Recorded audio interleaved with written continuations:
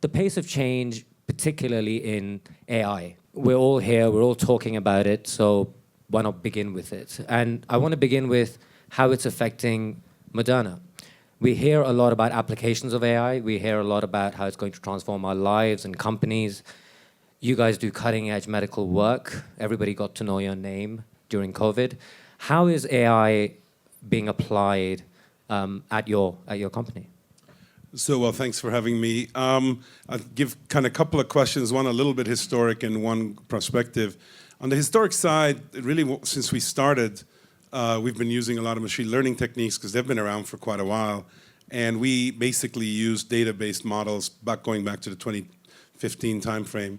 As a result, every single thing we had done, we had all the data and we were training models on.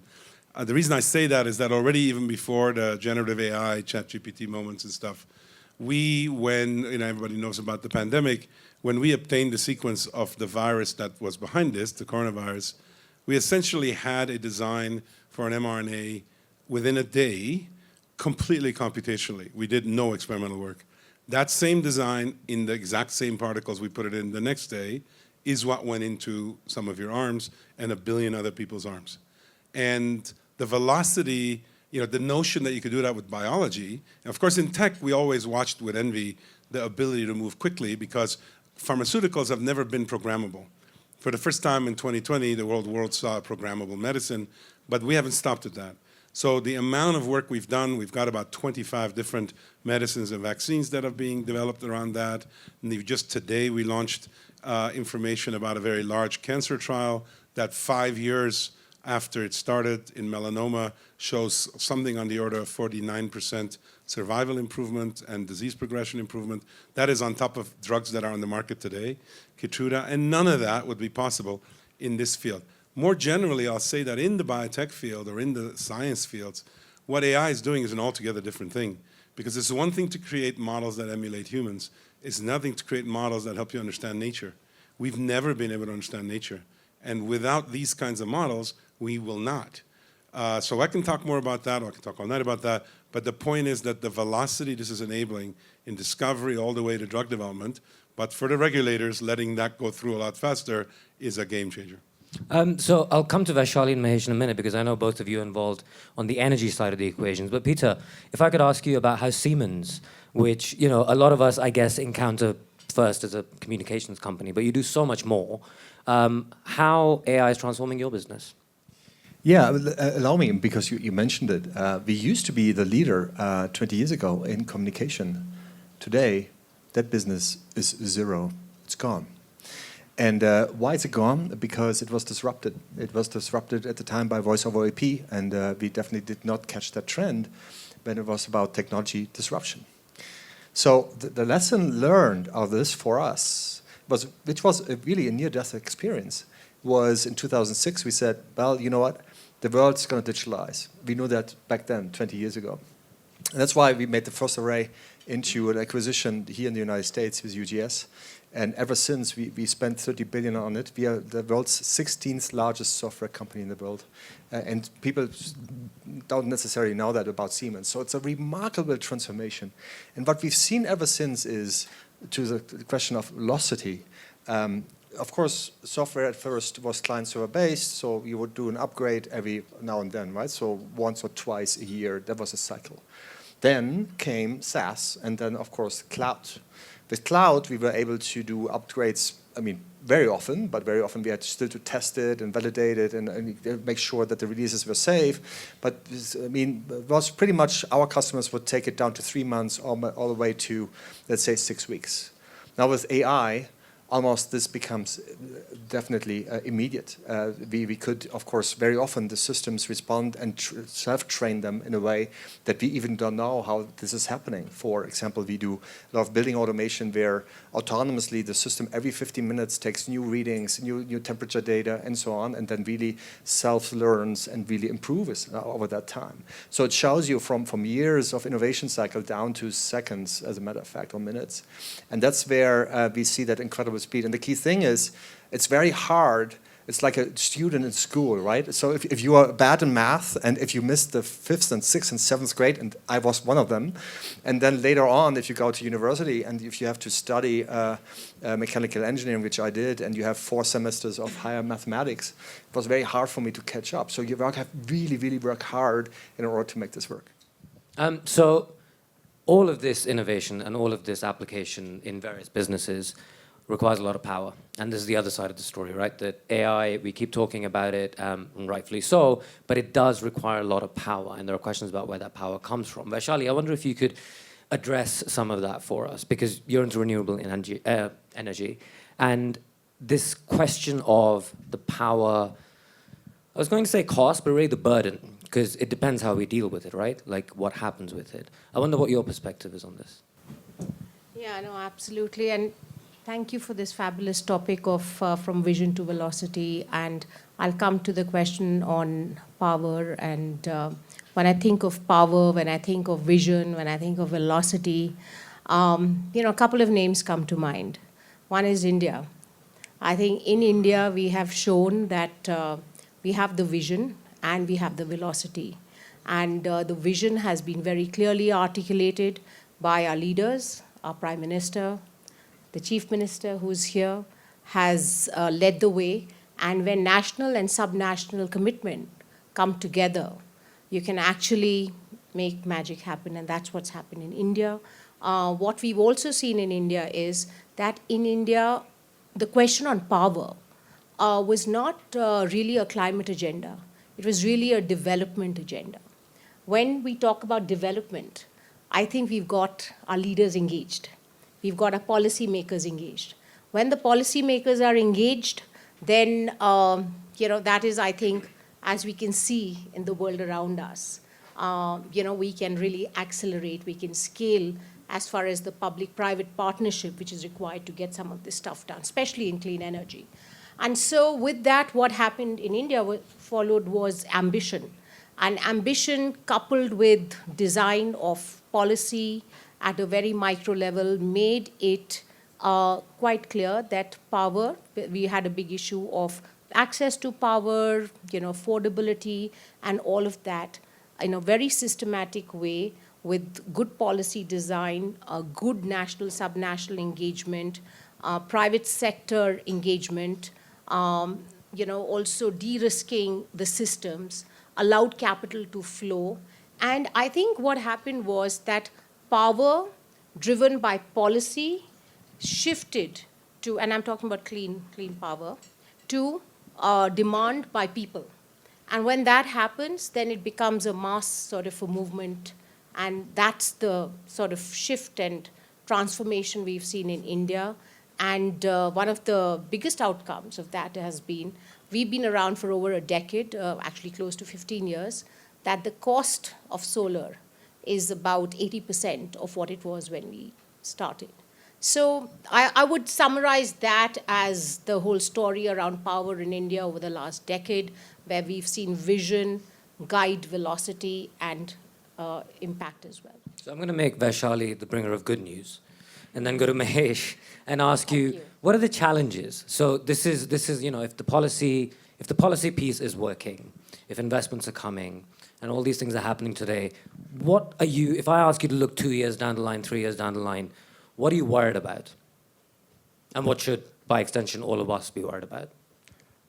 Well, I thought I'll start with the positive things, but I think at least emerging markets like India, there's a new term that's developing called electrostates, like petrostates. If I see, electron share of the GDP used to be around 18-20%. In China, it's 30%. So what we are seeing in India is that kind of electrostate revolution where electrons, just instead of being a power source for electricity to households, are now becoming a source to make materials, molecules, and AI. And that's really, and doing that is making the country competitive across these, what you call as molecules, materials, and compute capacity from a global standard perspective, right? I think the challenges are largely, at least in markets like India, it is a very strong top-down vision we don't have this little bit of challenges relative to what we see in other OECD countries. We don't have this issue of somebody doesn't like pipelines, somebody doesn't like grids. In India, people like both grids and pipelines. We don't have that view on fossil versus non-fossil.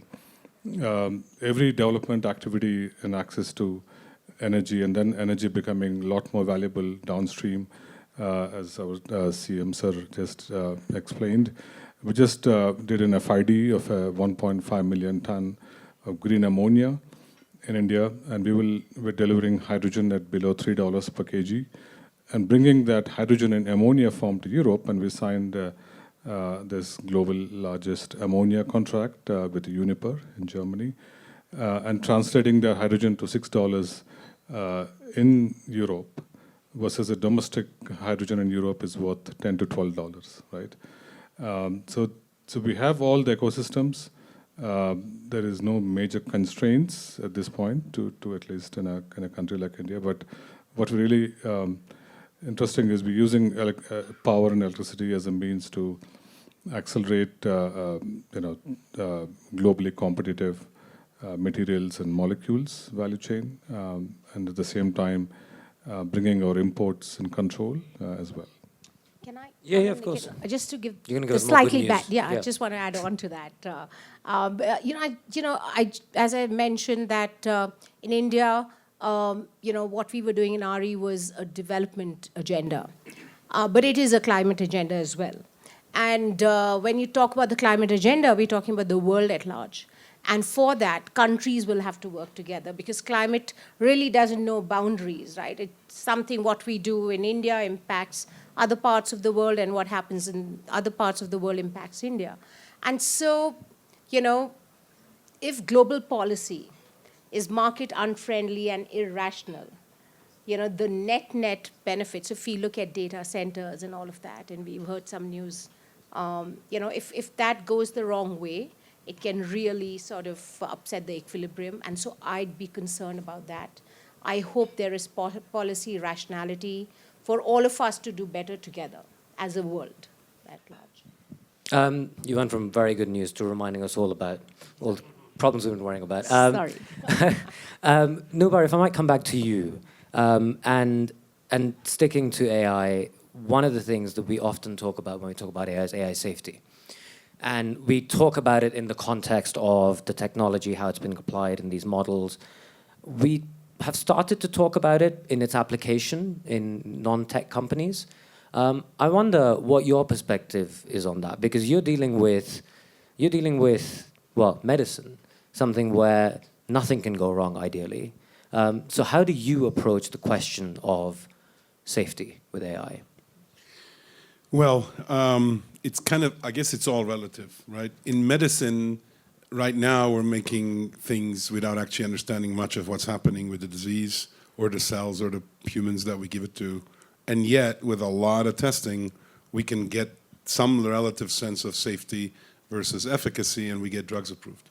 So I would imagine that in a world where we are using trillion token kind of databases, which we're building now, based on new data, training models on that, and then using that to guide the work we do, in the end, we're still going to have to test it on people and show safety and efficacy.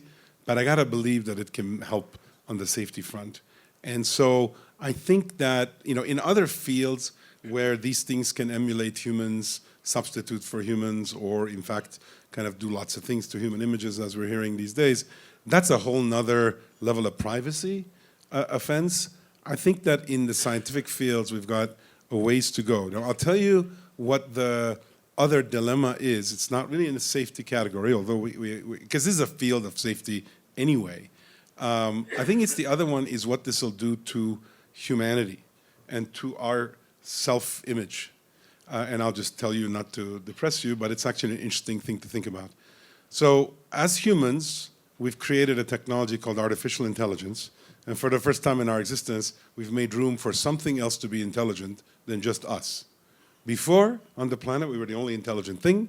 In fact, we made sure everybody knew that animals have no intelligence, although parenthetically, in the last couple of months, there's pretty definitive data that, for example, chimps do Bayesian reasoning, adjust the weighting of what they do based on input. It's really fascinating. So they're doing reasoning. But regardless of that, humans control the narrative on intelligence. We've now made room for artificial intelligence.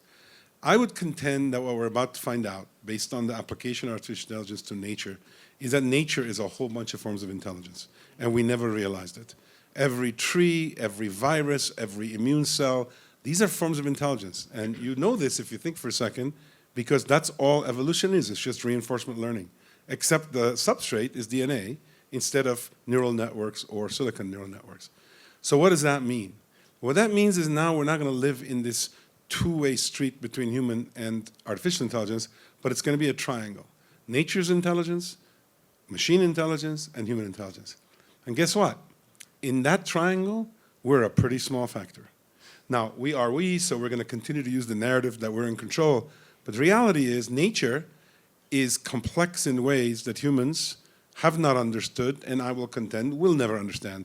And the reason is not our limited capacity to reason, it's our limited capacity to keep millions of things straight in our minds and explain things that need millions of things to explain. The models AI generates have the same quality. That's why we don't understand either. We don't understand nature's intelligence, and we don't understand artificial intelligence. We don't understand how chess is being played after hundreds of millions of games that machines play each other. They make a move. We have no idea why they made that move. So why I'm saying that is that I think the safety, maybe security challenge to humans, or let me put it this way, insecurity challenge to humans, is going to be that we're going to have to adjust our image of ourselves and realize that with machine intelligence and with nature's intelligence, we can improve how we can manage nature, how we can extract value from food, it was mentioned earlier, agriculture, new medicines, how to prevent disease, all this dream about longevity. It's basically going to start with understanding what it is that's causing rapid aging, etc. So all of that will be if we make peace with the fact that if we use artificial intelligence to emulate nature's intelligence, we'll benefit. We may not be able to understand it, and I don't think we're ready for that at all. I'm going to put that down as an optimistic endorsement of intelligence. We don't have much time. I have one more question, which I'm going to go to Peter with. We've touched on a lot, but the one thing we haven't talked about with all this change at this velocity is what this means for jobs, what this means for skills, and we haven't gone into detail. I wonder if you could address that. What's your perspective on that? We've just over the last few days in Davos, I've heard views ranging from, oh my God, this is apocalypse, to actually, oh, it's not that bad. That we will lose certain kinds of jobs and we'll get other kinds of jobs. I also heard this afternoon we had a panel where it'll supercharge creative professions, which as a journalist I thought was fantastic. What is your view? Yeah, look, it's a fascinating discussion, and only time will tell. And sometimes I do wonder, also going to the conversation that we just had, that wouldn't it be great if we just had a better memory? Because we tend to forget about discussions that we had already and conclude in similar ways. And you can agree with me or not, but I do it very simplistically. Let's say AI is doing to the brain workers, meaning the white-collar workers, what robots did to the blue-collar workers, right, in a way. And if you really go back into the archives, into the 90s, so last century, millennium, that was the discussion. And that was exactly the fear that we're talking about now. It was the fear of, will there be labor at all on factories? And will the robots take over? And there was a fear of robots really taking all up the jobs. Now, if you look at that today, and I'm not talking humanoids now, and I will not get us on that path, it's a different conversation. But if you look at it, there are still people on the shop floor, albeit less. And isn't it cool, actually, that this repetitive work, and I'm not sure who has been working on a factory floor. I happen to have that beautiful experience, and I can tell you, if you do that, you're brain dead by the end of the evening, because if you do not 24/7, but if you do 8 hours a week, 5 times, always the same movement, you stop thinking. I don't think this is a good thing. So therefore, we automated repetitive jobs. We automated dangerous jobs, such as welding in car body manufacturing and so on. So all of this, robots took over, right? but still they're blue-collar workers, much higher skilled. And that's my parallel that I draw in this age, where, of course, we always say, and you know the saying is, not AI will replace you, but the people that will actually use AI will replace the people that don't use AI. And I think this is a good thinking, where we think about, of course, repetitive jobs. What do we hate as humans, right? We are good at empathy. We're good at creativity. We're good at bonding with others. And so that's what we are good at. And so why don't we just do the mundane, repetitive stuff and just take it away and give it to AI? And this is where you see most of those use cases. And quite frankly, if you now tell me coding actually is not that, I would tell you actually it's exactly that, because coding is pretty much about what rules are there, and that's why you can test it and so on. Actually, that's a good thing. And the way I talk to, because right now the discussion is, where is AI really having the impact? Two things. Data about call centers and software development. And if you talk to the people, eventually, of course, you have to have a transition. You have to have an upskilling. And of course, there's some social hurdles that you have to overcome. But net, I think it's good for humanity. On that very optimistic note, thank you to the panel. A round of applause for this fantastic conversation.